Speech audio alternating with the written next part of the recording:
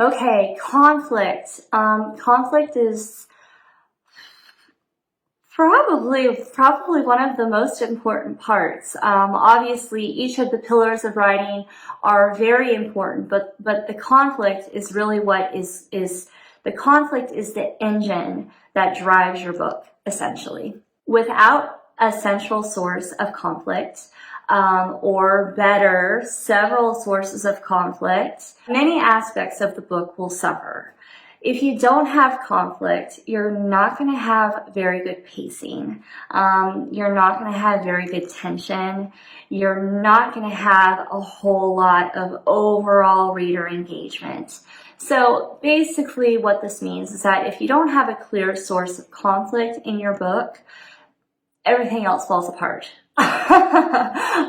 Basically, not to put too fine a point on it, but yeah, a central source of conflict is so important. So the central source of conflict, it must be immediately noticeable. Without a central source of conflict, it just makes it more difficult for a reader to get involved in your story, to stay engaged with your story, and to really continue reading your book. It's critical that you have a main source of conflict become clear in your book early on in the book, and have the protagonist face a series of obstacles, each one worse than the last, on the way to solving this conflict. If you don't adequately convey or execute the book's main source of conflict, it makes the book not as engaging or as exciting as it should be. Now, obviously, most books have an external source of conflict. Let's use the Harry Potter series for an example. Everyone knows Harry Potter. Everyone has read Harry Potter. So in the Harry Potter series, Voldemort is the external source of conflict. If Harry does not defeat Voldemort, the world as they know it will be overrun with evil, right? That's a very basic, very obvious source of external conflict.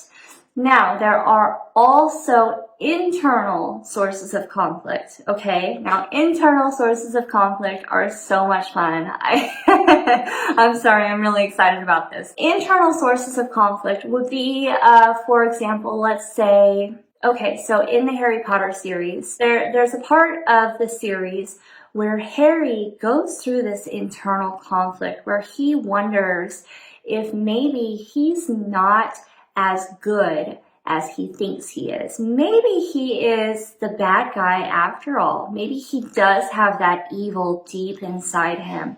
So the internal source of conflict is really good because in addition to whatever's going on externally in the protagonist's life, there is also this internal source of conflict where they're battling with themselves, or they're not sure they're making the right decision. These are really good sources of internal conflict that will help readers stay engaged with your story. They'll help readers connect with your book's main character more, and overall, they'll make a more engaging book. And me personally, I believe that the best books are ones that incorporate both an external source of conflict and an internal source of conflict. So, questions to ask yourself and your book, okay? Does your story begin with some sort of conflict, either internal or external, or both? Does the beginning of the book set up the bigger conflict of the entire novel that drives the protagonist toward his or her end goal?